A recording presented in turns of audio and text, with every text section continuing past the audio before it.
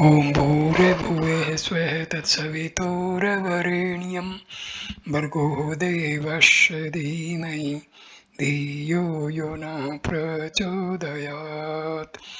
ॐ शान्ति शान्ति शान्तिः. Namaste my dear friends. In this video I am going to narrate Nada Bindu Upanishad of Rigveda. The syllable A is considered to be the bird Om's right wing, U its left, M its tail, and the Ardhamatra half meter is said to be its head. The Rajasic and Tamasic qualities its feet upwards to the loins, Sattva its main body, Dharma is considered to be its right eye and Adharma its left.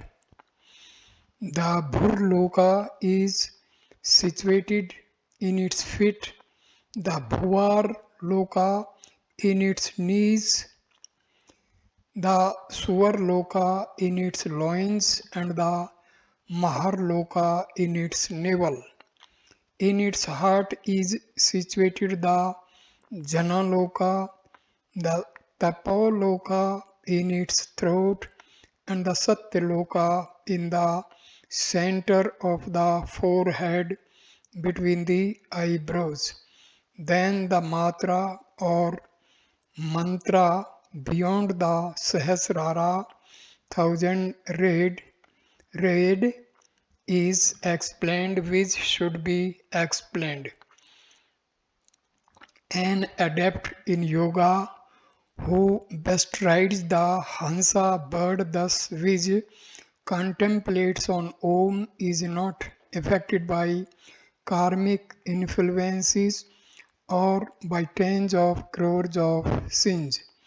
The first matra has Agni as its Devata, presiding deity, the second Vayu as its Devata, the next matra is resplendent like the sphere of the sun, and the last, the Ardha matra, the wise known as belonging to Varuna, the presiding deity of water.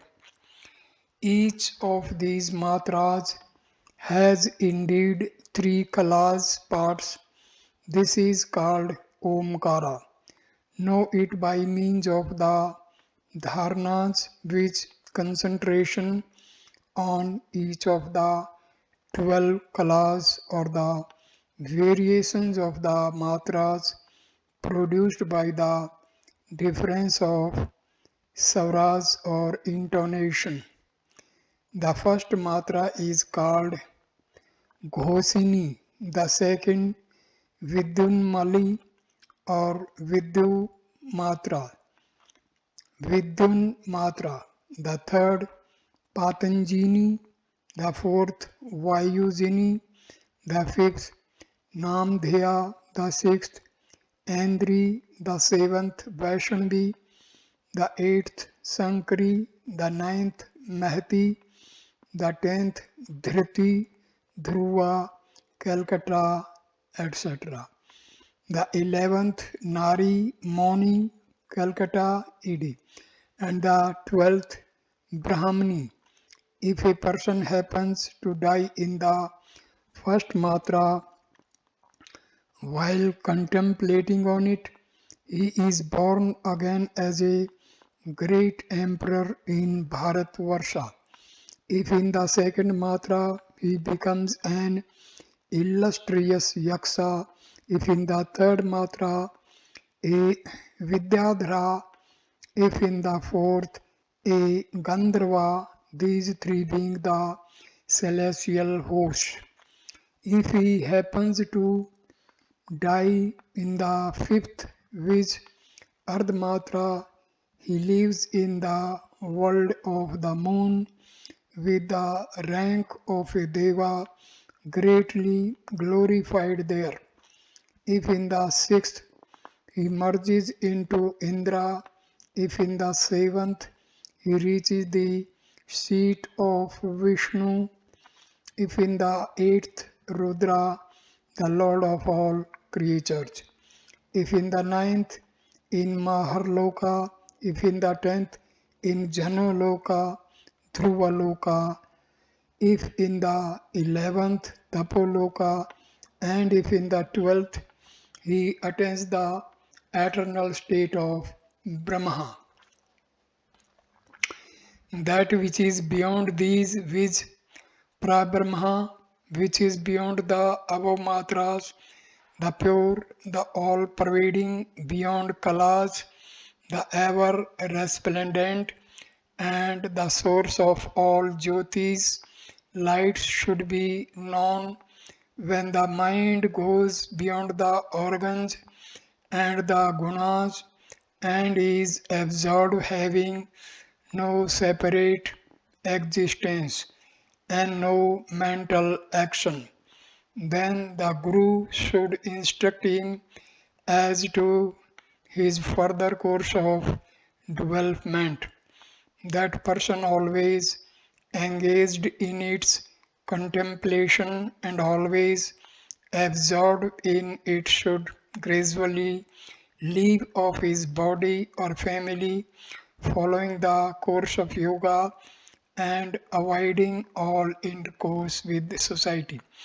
Then he, being freed from the bonds of karma and the existence as a jiva, and being pure, enjoys the supreme bliss by his attaining of the state of Brahma.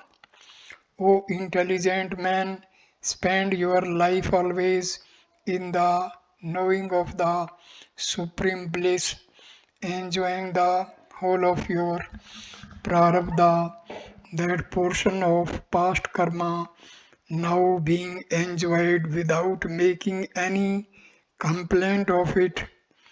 Even after Atma Jnana, knowledge of Atma or self has awakened in one prarabdha, does not leave him, but he does not feel prarabdha after the dawning of Tattva knowledge of Tattva or truth, because the body and other things are asat, unreal, like the things seen in a dream to one on awaking from it.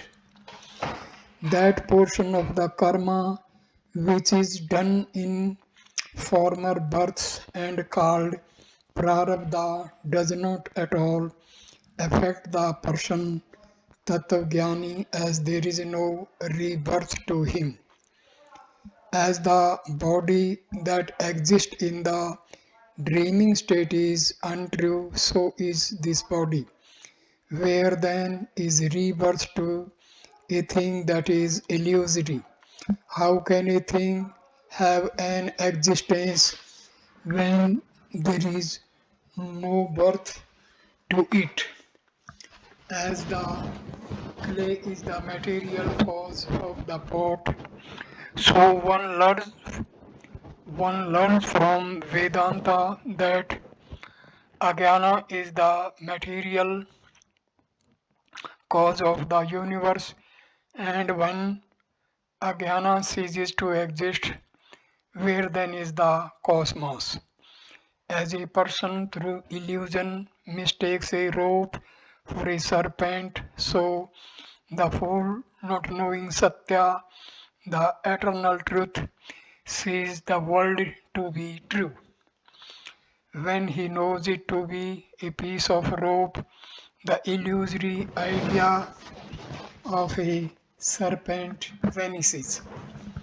So, when he knows the eternal substratum of everything and all the universe becomes therefore void to him, where then is prarabdha to him? The body being a part of the world, therefore the world prarabdha is accepted to enlighten the ignorant only. Then as Prarabdha has in course of time worn out, he who is the sound resulting from the union of Pranava with Brahma, who is the absolute effulgence itself and who is the bestower of all good, shines himself like the sun at the dispersion of the clouds.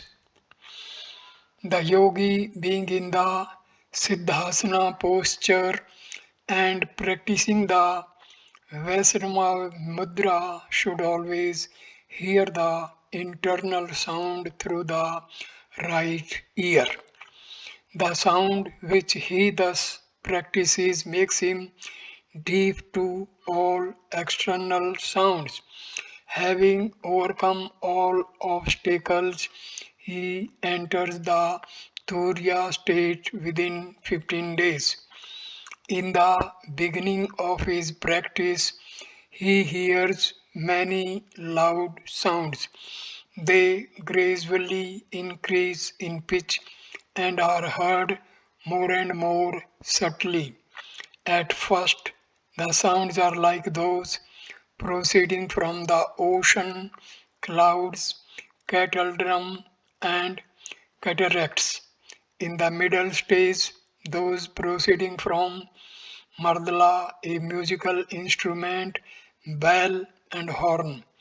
At the last stage, those proceeding from tinkling bells, flute, veena, a musical instrument, and bees. Thus he hears many such sounds more and more subtle. When he comes to that stage, when the sound of the great cattle drum is being heard, he should try to distinguish only sounds more and more subtle. He may change his concentration from the gross sound to the subtle or from the subtle to the gross, but he should not allow his mind to be diverted from them towards others. The mind, having at first concentrated itself on any one sound, fixes firmly to that and is absorbed in it. The mind becoming insensible to the external impressions becomes one with the sound as milk with water and then becomes rapidly absorbed in Chidakas, the Akas where Chit prevails, being indifferent towards all objects. The yogi, having controlled his passions, should by continual practice concentrates his attention upon the sound which destroys the mind.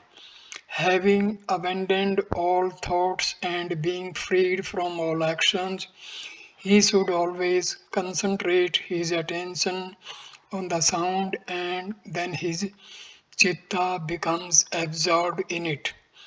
Just as the bee drinking the honey alone does not care for the odor, so the chitta, which is always absorbed in sound, does not long for sensual objects as it is bound by the sweet smell of Naada and has abandoned its fleeting nature.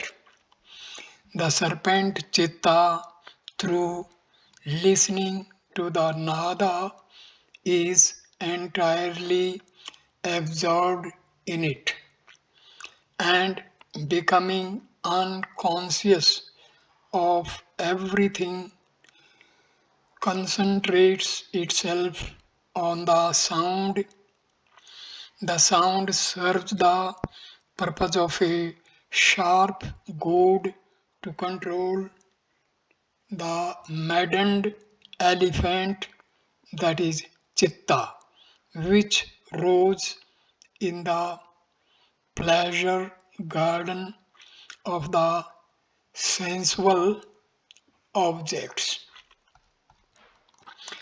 It serves the purpose of a snare for binding the deer chitta. It also serves the purpose of a shore to the ocean waves of chitta. The sound proceeding from Pranava, which is Brahma, is of the nature of effulgence. The mind becomes absorbed in it. That is the supreme seat of Vishnu. The sound exists till there is the Akasic conception, Akasa Sankalpa. Beyond this is the S of the soundless pra, Parabrahma, which is Paramatma. The mind exists so long as there is sound, but with its sound's cessation, there is the state called Unmani of Manas, which the state of being above the mind. The sound is absorbed in the Akshara, indestructible, and the soundless state is the supreme seat. The mind, which along with prana, vayu, has its karmic affinities destroyed by the constant concentration upon nada, is absorbed in the unstained one. There is no doubt of it. Many myriads of nadas and many more of bindus all become absorbed in the Brahma Pranava sound. Being freed from all states and all the thoughts whatever, the yogi remains like one dead. He is a mukta. There is no doubt about this. After that, he does not at any time hear the sounds of conch or dudumbi, large cattle drum. The body in the state of Unmani is certainly like a log and does not feel heat or cold, joy or sorrow. The Yogin's Chitta, having given up fame or disgrace, is in Samadhi above the three states. Being freed from the waking and the sleeping states, he attains to his true state. When the spiritual sight becomes fixed without any object to be seen, when the Vayu Prana becomes still without any effort, and when the Chitta becomes firm without any sport, he becomes of the form of internal sound of Brahma Pranava. Such is the Upanishad. Further explanation of Nada Bindu Upanishad. Nada Bindu Upanishad is the 38th of 108 Upanishads and forms part of the Rig Veda. Nada is the sound heard in the ear during deep meditation. Bindu means the dot. It also means the drop, the sperm, and the starting point. The sound of Om is the starting point of the cosmos. Cosmos begins out of Bindu and dissolves into Bindu. Nada Bindu Upanishad is the philosophy of the sound Om. Vairaja Parnava. Vairaja means the son of Virat Purusha. Virat Purusha is the Brahma in the form of the whole universe. Pranava is the general name for various versions of mantra Om. Hence, Varaja Pranava is a specific version of Om. The Upanishad starts with the explanation of the Varaja Pranava. Varaja Pranava, the Upanishad says, is the king of birds.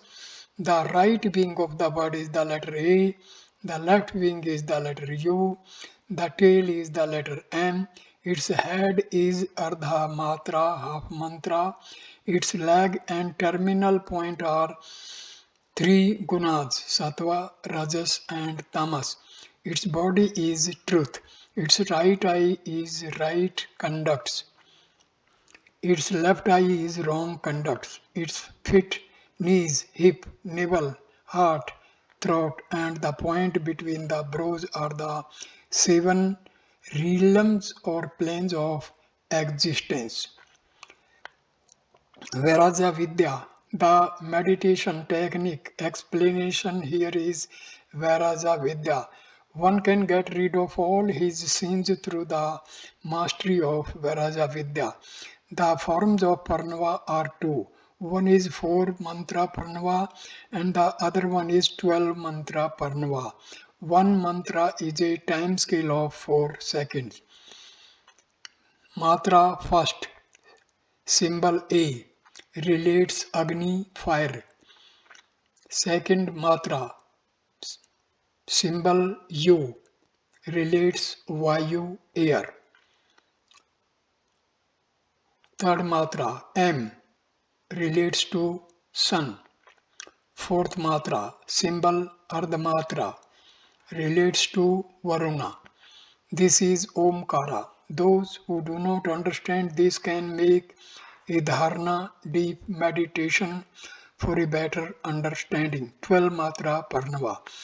The Upanishad gives a distinctive name for each of the 12 matras and the place where the practitioner will go if he parts his life at any of the 12 matras. Matra first, name Ghoshini.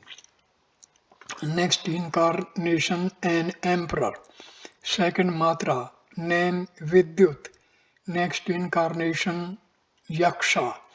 Third matra, Patanjini. Next incarnation, Vidyadhara. Fourth matra, name Vayu Vegini. Next incarnation, Gandharva. Fifth matra, name Nama Dheya. Next incarnation, Deva. Sixth matra, Andri. Next incarnation, Indra. Seventh matra, name Vaishnavi. Next incarnation, Vishnu. Eighth matra, name Samkari. Next incarnation, Rudra. Ninth matra, name Mahati. Next incarnation, in the Maharloka. 10th matra, name Dharti. Next incarnation, in the Maharloka. 10th Dharti.